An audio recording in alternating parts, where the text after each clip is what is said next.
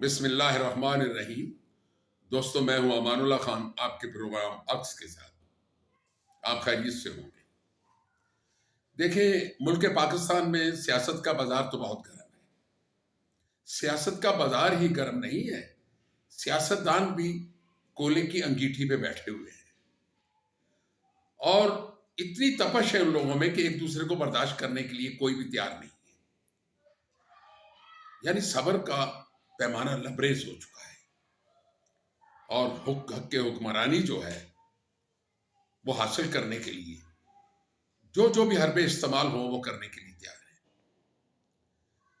لیکن فیصلہ ہو چکا، میاں صاحبان کو مرکز میں وزارت عظمیٰ مل گئی، صوبے میں وزارت اعلیٰ مل گئی، اسمبلی میں اسپیکر شپ مل گئی، ہو سکتا ہے کہ مانگے تانگے کی گورنرشپ بھی مل جائے۔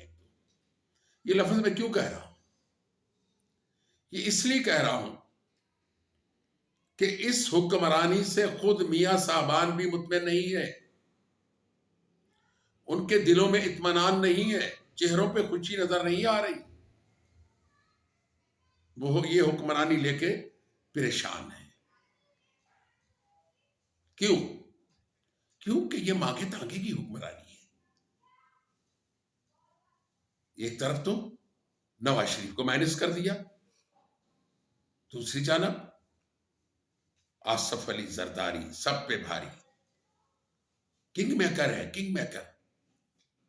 اس نے یہ حکمرانی جو ہے، یہ نہ کہیں حکمرانی، اس حکمرانی کا جو توق ہے وہ میاں صاحبان کے گلے میں ڈال دیا ہے۔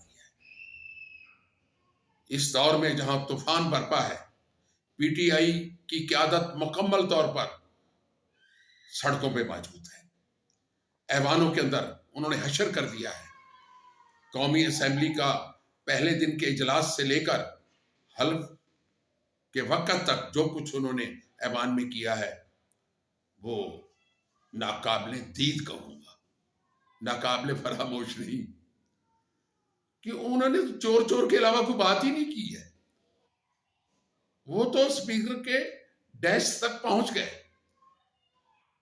انہیں کوئی خوف نہیں ہے، کوئی ڈر نہیں ان کے ممبران کو۔ وہ اعلانیہ کہہ رہے ہیں کہ یہ جعلی حکومت ہے، جعلی مینڈیٹ ہے، ہم اس کو تسلیم نہیں کرتے۔ چلیں، وہ تو کہہ رہے تھے، لیکن مولانا فضل الرحمان جو اتحادی تھے، میاں صاحب کے ساتھ عشر و عشیر تھے، بغل غیر تھے، انہوں نے یہی اعلان کیا کہ جعلی مینڈیٹ ہے، ہم اسے نہیں مانتے، ہمارا ساتھ زیادتی ہوئی ہے۔ یہاں تک کہ وہ اپنا ووٹ بھی استعمال کرنے کے لیے تیار نہیں تھے۔ اسی طرح اب اختر مینگل صاحب کو لے لیں، وہ ایوان میں بیٹھے رہے، انہوں نے ووٹ نہیں دیا۔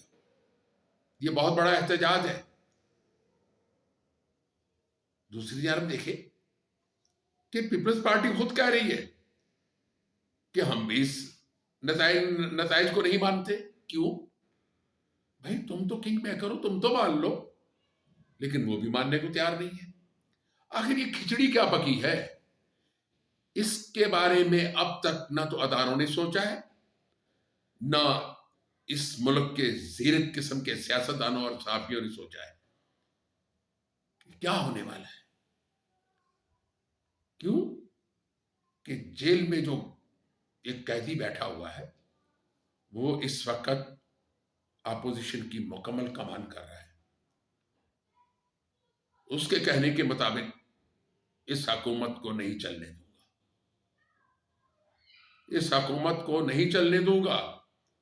اس کے لیے پی ٹی آئی کی قیادت اور کارکنوں کو جو کچھ بھی کرنا ہوگا وہ کریں گے۔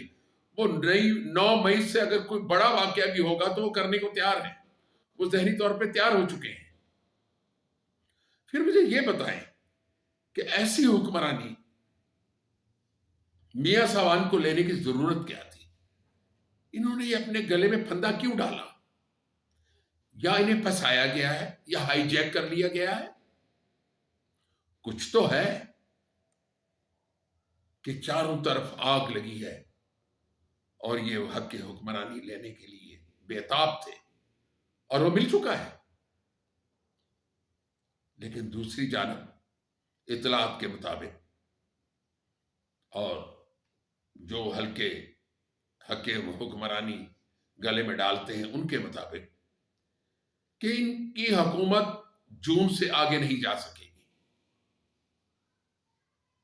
کیوں کہ سیاست کے ہر حلقے میں تباہی کا منظر نظر آ رہا ہے. ملک معاشی طور پہ ڈوب رہا ہے.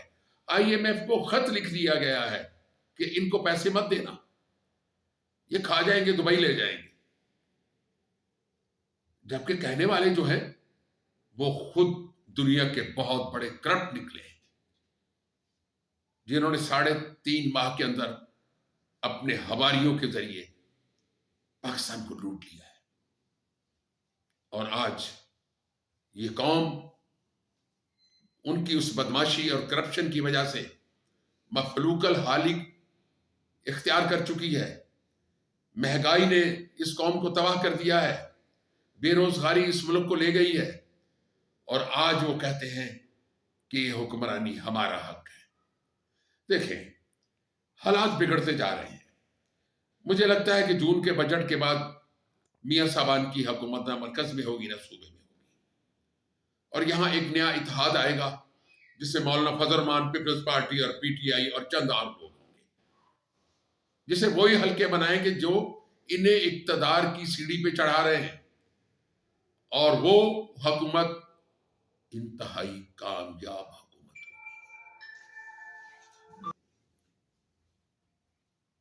اور میاں صاحبان کو ایک بار پھر مجھے لگتا یوں ہے کہ جیسے جی کا جانا ٹھہر گیا، صبح گئے یا شام گیا، یہ پھر ایک بار در بدری کی زندگی گزارنے پر مجبور ہو جائیں گے.